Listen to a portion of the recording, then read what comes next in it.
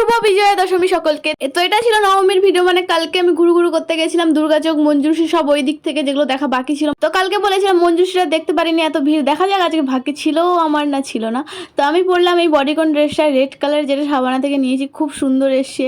বলছিলাম না প্রত্যেক দিনের ড্রেস দেখতে পাবে তোমরা ভিডিওতে, তো এটাই ছিল সেই বডিকন ড্রেসটা যেটা আমি পরে নিয়েছি। তারপর চলো একটু সাজুগুজু করা যাক। তো প্রথমে আমি অ্যালোভেরা জেল মেখে নিয়েছি, জানি না কেন ওরা আমার মুখটা মানে গরম হয়ে যায় এত গরমে, তাই এটা ঠান্ডা রাখতে মানে কুল রাখতে হেল্প করে আমায়। তো আমি পতঞ্জলির অ্যালোভেরা জেলই ইউজ করি। তারপর আমি পরে নিয়েছি আই শ্যাডো। বললাম না আমি অত রঙিন রঙিন আই শ্যাডো পরতে পারি না অত স্টাইলিশভাবে। একে একে আইলাইনার, মাস্কারা সব পরে নিয়েছি। আইলাইনারটা প্রথমে একটু মানে মনে হচ্ছিল ঠিক হয়নি, আবার মুছে ঠিক করলাম। তারপর এক হাতে ব্রেসলেট আর এক হাতে একটা ঘড়ি পরে তারপরে পরবো আমি একটা গলার।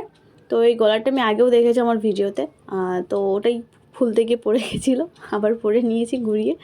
তারপর ভাবছি চুলে কি হেয়ার স্টাইল করবো, সব থেকে কঠিন কাজ ওটা, নয় পরে ভাববো, তাই কানের দুটো পরে নিয়েছি। তারপরে যে দেখছিলাম কোনটা ভালো লাগে, বাট কোনোটাই ভালো লাগেনি।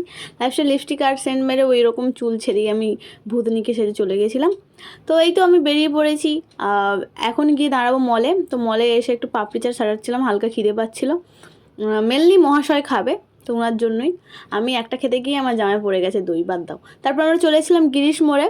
প্যান্ডেলও খুব সুন্দর করেছে আর ঠাকুরও খুব সুন্দর হয়েছে। আমরা যখন আসি তখন অন্তত কম ভিড় ছিল, যখন আমরা বেরিয়ে যাচ্ছি তখন প্রচুর ভিড়, বাপরে। তারপর আমরা ওখানেই দাঁড়িয়ে কিছু ফটোটও তুলে তারপর গিরিশ মোড়ের পাড়ার ভিতরের দিকে যাচ্ছিলাম, ওখানেও অনেক ঠাকুর দেখেছি। তারপরে এসেছিলাম দুর্গাচকে এই ঠাকুরটা দর্শন করার জন্য। এখানে টিস্যু দিয়ে পুরো সাজিয়েছে প্যান্ডেলটা, ঠাকুরটা খুব সুন্দর হয়েছে। তারপর একটু আইসক্রিম ছাড়াচ্ছিলাম মাথা ঠান্ডা রাখার জন্য। তারপর এইখানে মেনলি যেটা হয়েছে, জানতাম আমি ঢুকতে পারবো না, কি ভাগ্যক্রমে ঢুকে গেছি। দিয়ে সব কিছু দেখেছি, এত সুন্দরভাবে সাজিয়েছে, হয়তো এটা না দেখলে আমি মিস করতাম, বাট বললাম না ভাগ্যে থাকলে ঠিক দেখে নেব। তারপরে থিমগুলো এত সুন্দর করেছে, মানে যে বোঝার সে ঠিক বুঝে যাবে, থিমটা এত সুন্দর করেছে। তারপর ঠাকুর দর্শন করে আমরা বেরিয়ে পড়লাম। ওরা খাচ্ছিলো এখানে মটকা আর আমি দেখছিলাম, কারণ যেহেতু আমি চকোবার খেয়েছি আর খাবো না। তারপর আমরা এদিকে চলে এসেছিলাম মলের দিকে একটু বসার জন্য, ওখানে রেস্ট নেওয়ার জন্য। তারপর খাওয়া দাওয়া করতে এসেছিলাম আলাতে।